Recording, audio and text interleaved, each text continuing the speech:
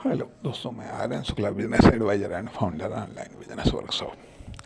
मित्रों, आज हम बात करेंगे उद्देश्य की। उद्देश्य शायद ही कोई ऐसा होगा, शायद ही ऐसा कोई लीडर होगा, राइटर होगा या कवि होगा जिसने कभी न कभी उद्देश्य की बात न की हो। कभी किसी ने किसी उद्देश्य की बात न की हो, अर्थात उद्देश्य सर्वाधिक इम्पोर्टेंट है। जब तक उद्देश्य नहीं होता है तब तक हम भटकते रहते हैं, तब तक हम भटकते रहते हैं, अर्थात चलने के बावजूद भी हम भटकते रहते हैं। यदि हम चलने के बावजूद भी हम भटक रहे हैं तो स्वाभाविक बात, हमारे पास में कहीं कोई उद्देश्य नहीं था। जब उद्देश्य होता है, जब हम चलते हैं लेकिन साथ में उद्देश्य है, तो हम कहीं न कहीं पहुंच ही जाते हैं, या हम जहां पहुंच जाते हैं वहाँ पर न वहाँ पर पहुँचें, लेकिन फिर भी कहीं न कहीं सार्थक जगह पर हम पहुँच ही जाते हैं। जैसे कि कहा जाता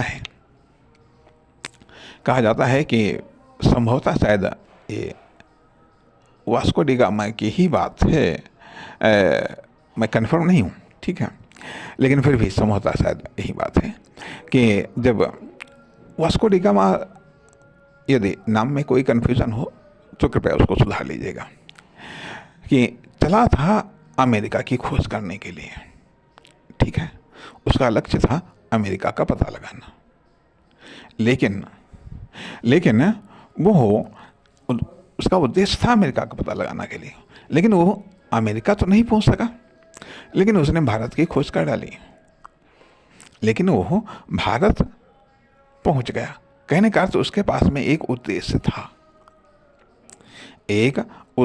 था, अमेरिका की खोज करना। ये तो वहाँ से वो भटक गया, रास्ता भटक गया किसी भी कारण से, तो उसने खोज जारी रखी है। अब उसको पता नहीं चल पाया क्या हुआ, जो भी कारण हो, लेकिन वो अमेरिका को खोजते खोजते भारत को उसने खोज लिया। और जब उद्देश्य ही नहीं है, मतलब बिना उद्देश्य चलना बिल्कुल ऐसे जैसे टहलना। आप टहल रहे हैं, अर्थात चल रहे हैं, लेकिन जाना कहीं नहीं है, टहलना है, चलना है, अर्थात इसलिए उद्देश्य इम्पोर्टेंट है। जीवन का यदि उद्देश्य नहीं है, ध्यान दीजिएगा, यदि जीवन का उद्देश्य नहीं है तो जीवन के चाहे 10 साल का अड्डा लें, 20 साल, 30 साल, 50 साल, 60 साल, 70, 80, 90 साल, 100 साल का अड्डा लें, लेकिन जीवन में आप कहीं नहीं पहुंच पाएंगे। इतना समय गुजारने के बाद भी जीवन में आप कुछ हासिल नहीं कर पाएंगे। जीवन में, अर्थात जीवन का अर्थ यही है, सक्सेस हो तो फिर से ट्राई करो, फेल हो तो फिर से ट्राई करो, सक्सेस हो तो और सक्सेस को पाने के लिए ट्राई करो, फेल हो तो सक्सेस को पाने के लिए ट्राई करो।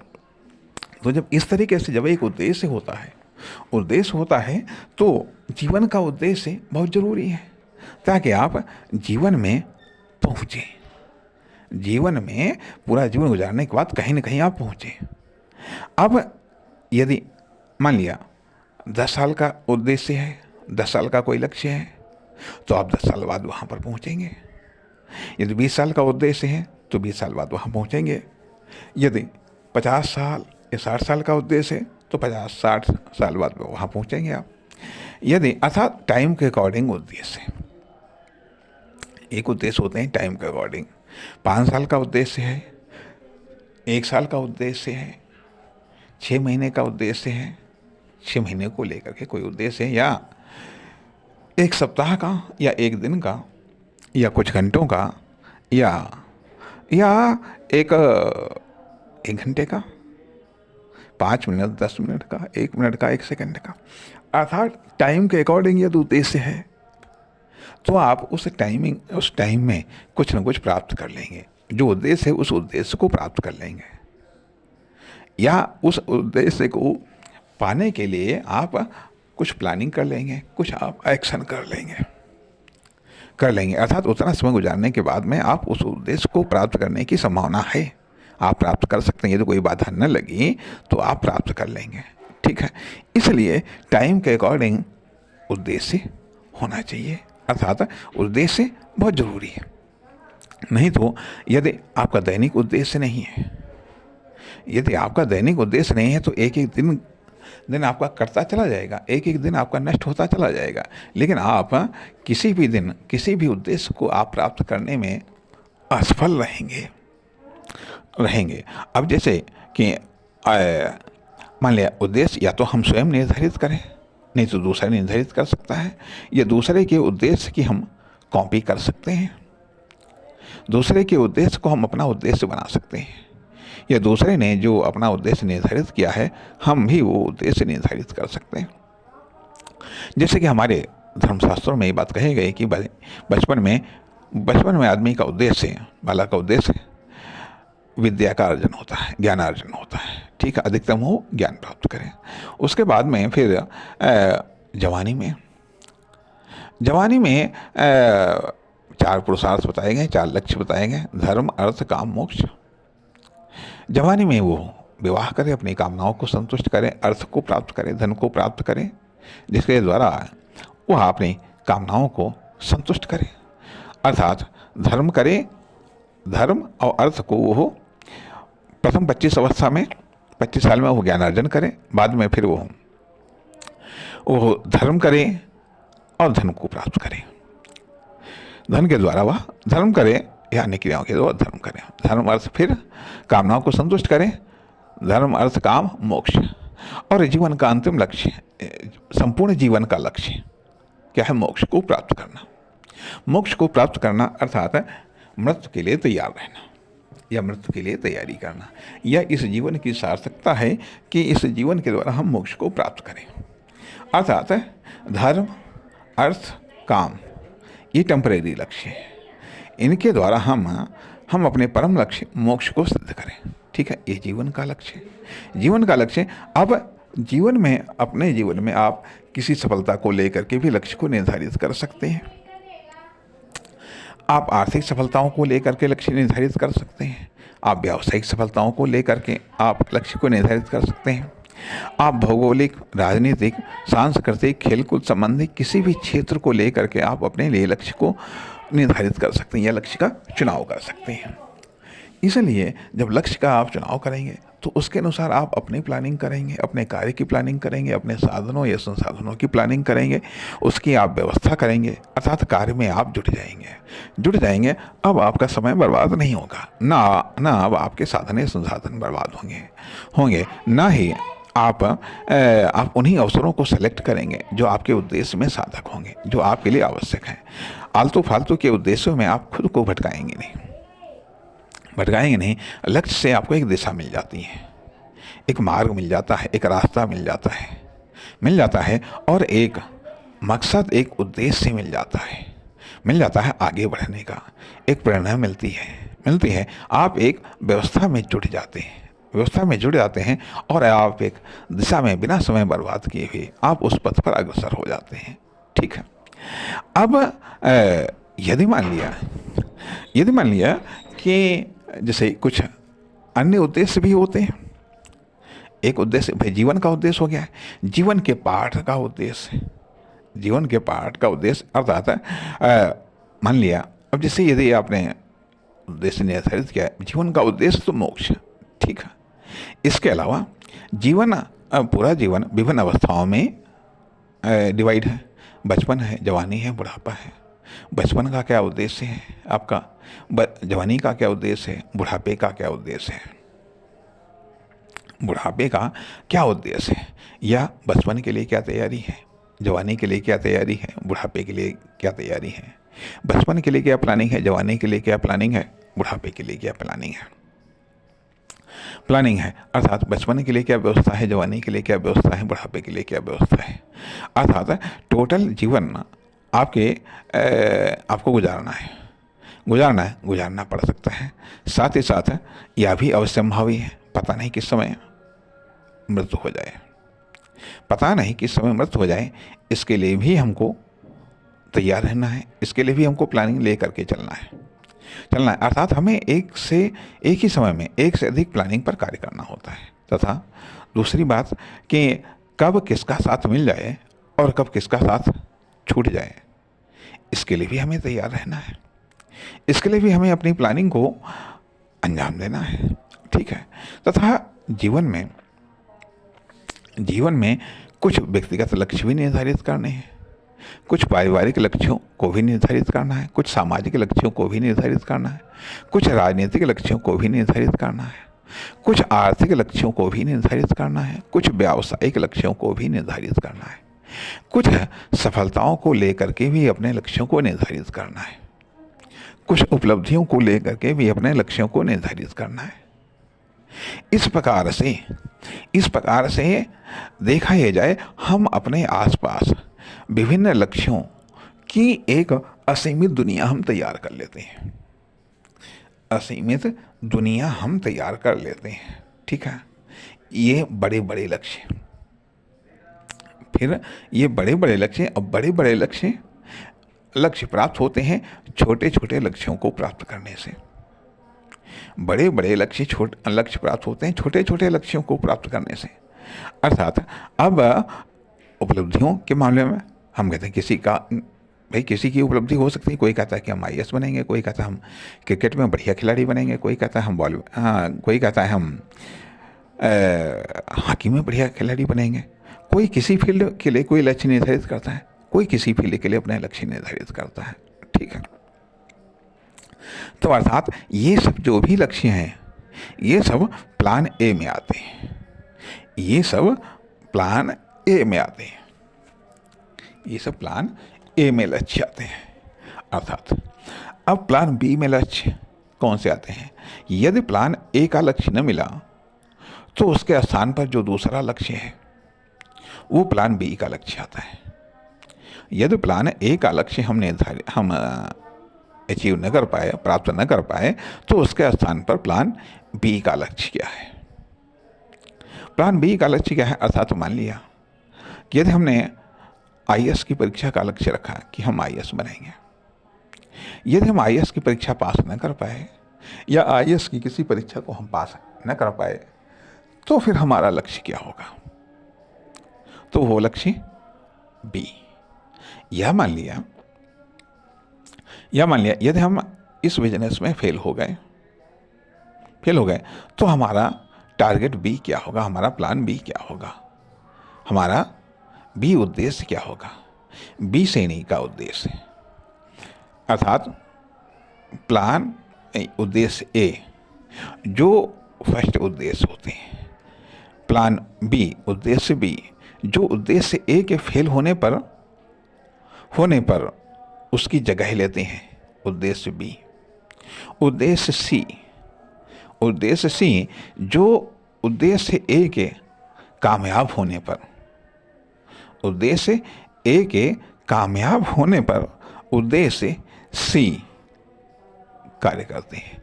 उद्देश्य सी है क्या हमारे पास में? यदि उद्देश्य ए पूरा हो गया तो उसके बाद में उद्देश्य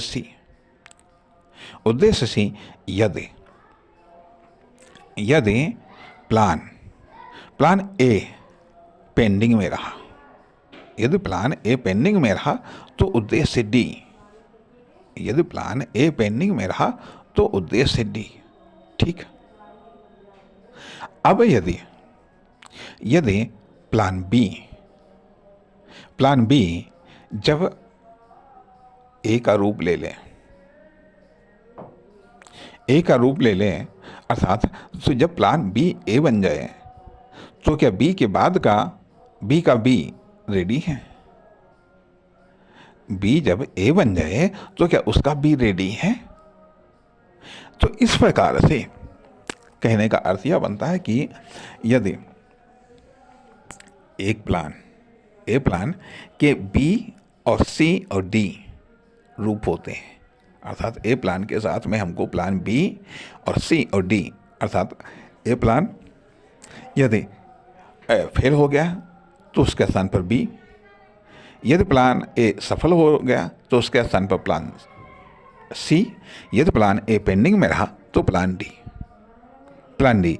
अब यह चीज़ इन चारों प्लानों के साथ में भी हो सकती है, अर्थात ये पहली पीढ़ी, क्या दूसरी पीढ़ी, तीसरी पीढ़ी, चौथी पीढ़ी, कितनी पीढ़ी तक के हमारे पास में उद्देश्य है, टारगेट है, कितनी पीढ़ी तक के उद्देश्य हमारे पास में है, टारगेट है। कहने का अर्थ यह बनता है जब हम दिमाग से काम लेना नहीं चाहते, जब हम दिमाग से काम नहीं लेंगे तो जितना हम कम दिमाग से लेंगे उतने ही कम हमारे पास में टारगेट होंगे, उतने ही कम हमारे पास में लक्ष्य होंगे, और जितने कम लक्ष्य होंगे उतने ही कम प्लानिंग होंगी, उतने ही कम एक्शन होंगे, उतने ही कम इन्वेस्टमेंट होंगे। अर्थात जब हमारे पास में ये सब लक्ष्य निर्धारित हैं, अर्थात जीवन के लक्ष्य को हम वार्षिक लक्ष्यों में डिवाइड कर सकते हैं, वार्षिक लक्ष्य को हम मासिक लक्ष्यों में डिवाइड कर सकते हैं, मासिक लक्ष्यों को हम साप्ताहिक लक्ष्यों में डिवाइड कर सकते हैं, साप्ताहिक लक्ष्य को हम दैनिक लक्ष्यों में डिवाइड कर सकते हैं, दैनिक लक्ष्यों को हम घंटे के लक्ष्यों में डिवाइड कर सकते हैं। ठीक है। अब लक्ष्यों को प्राप्त करने के संदर्भ में हमारे 3 प्रकार के रुख होते हैं। एक होता है जिद्दी रुख, दूसरा होता है दृढ़ रुख, तीसरा होता है लचीला रुख, और चौथा होता है कोई रुख ही नहीं है, कोई रुख ही नहीं। अर्थात जिद्दी रुख वो होता है कि जो लक्ष्य हमने निर्धारित किया है उसको पूरा करना है, हर हालत में पूरा करना है, हर हालत में पूरा करना है, चाहे जो कुछ हो जाए, दुनिया इधर उधर की हो जाए, हमको वो लक्ष्य पूरा करना है। यह जिद्दी रुख होता है। दृढ़ रुख होता है कि हमें उस लक्ष्य को पूरा करना है, उसके लिए पूरा प्रयास करना है, ईमानदारी से पूरा अधिकतम प्रयास करना है। ठीक है। तीसरा होता है लचीला रुख है, क्योंकि हमारे पास में बहुत सारे उद्देश्य हैं, एक साथ हमें कई सारे उद्देश्यों को पूरा करना होता है। इसलिए यदि एक उद्देश्य में कभी दूसरा उद्देश्य बाधक बन जाता है तो हम उद्देश्यों को एक दूसरे में हम एडजस्ट कर लेंगे, ये उद्देश्यों को हम एडजस्ट कर सकते हैं। यह लचीला रुख, और कोई रुख नहीं। जो भी उद्देश्य मिल गया ठीक है, जो नहीं उद्देश्य मिला वो भी ठीक है, कोई रुख ही नहीं है, कोई रुख ही नहीं है। ठीक है। तो यह होता है उद्देश्य को लेकर के कोई रुख नहीं। और एक चीज़ बात आती है कि इस संदर्भ में हम कहना चाहेंगे कि सपना, इच्छा और उद्देश्य सपना है कि हाँ चलो मान लिया हमको ठीक वो चीज़ हासिल करनी है, ठीक है, हमारा उद्देश्य, या ये कह लीजिएगा उद्देश्य एक टेम्परेरी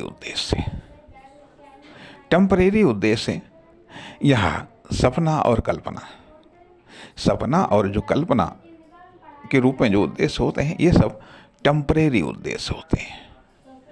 इच्छा वाले उद्देश्य, इच्छा है हमारी ये कुछ स्टेबल यानी कुछ मजबूत उद्देश्य होते हैं। इच्छा को लेकर के कुछ उद्देश्य, जो उद्देश्य इच्छा में है, ठीक है, जो उद्देश्य सपना में है, कल्पना में है, ठीक है, वो तो टेम्परेरी उद्देश्य है।